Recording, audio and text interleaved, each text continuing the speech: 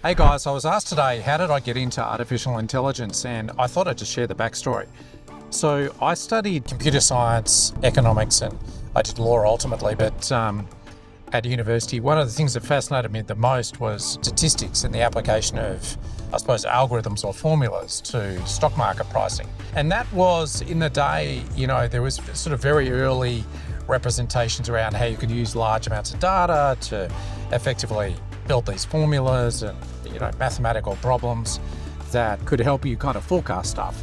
I suppose looking back on it, that's where I got particularly interested in the idea of artificial intelligence, not understanding at the time, this was 25 years ago, what it meant from a generative AI standpoint. But that was my sort of first entree into this idea of taking existing understanding and trying to predict or try and forecast where things might go. And we can see that today with generative AI. It's all about the use of language and statistical or deterministic models to help people understand sort of what comes next or how to structure language so that it feels like English. But back then we were just using numbers, and it was pretty straightforward.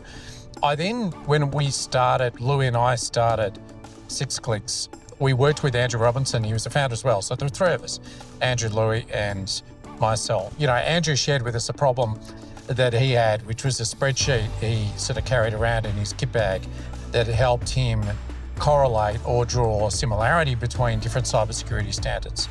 And we took that, and actually I was working with some folk back at my time at KPMG, and they'd left KPMG, and there was a few PhD guys, and we sort of gave them this problem to say, can you use natural language processing and machine learning to take this spreadsheet and try and build some sort of model where we can take different requirements or provisions from standards or regulations or laws around the world and try and work out what the relative equivalent in some other standard law or regulation.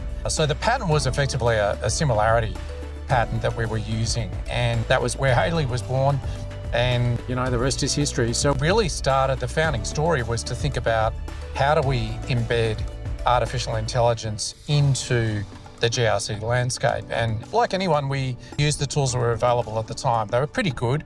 I guess looking back on it, rudimentary relative to what you can do with generative AI today. But I think the lesson we learned was how to apply artificial intelligence in what Louis and I described in the book that we'd written previously as systems of intelligence. So the combination of data, algorithms or machine learning, and user experience. And I think you need all three of those components to make something compelling, make it usable. And that's certainly the philosophy behind Hailey and where it all started. We've been sort of focused now on sort of how do we apply artificial intelligence across the platform. There's amazing areas that we're doing sort of R&D around, thinking about the usability again. I think that's really, really important, not just kind of what it does, but how it does it. We're then now thinking about and very much focused on sovereign AI. So how do we live or operate in a world where there's different large language models, maybe even stuff that we run ourselves, and certainly accommodate sovereign large language models that exist around the world that have been trained and are useful to accommodate different languages, be it Arabic, Japanese, German, whatever it might be, and also nuances to specific industry problems. So that's what we're looking at the moment, and certainly exciting stuff. But yeah, I've been chipping away at this for probably 20 odd years now, and a major area of focus. So it's really exciting and I love it, and I hope you come on the journey with me too. Thanks.